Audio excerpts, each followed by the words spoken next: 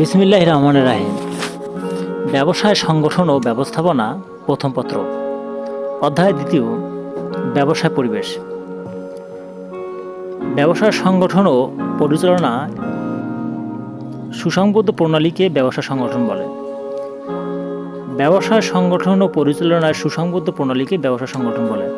ব্যবসায় সংগঠনের প্রকারভেদ: ক. মুনাফা গ্রহণের ভিত্তিতে মুনাফাভোগী ব্যবসায়, অমুনাফাভোগী ব্যবসায়।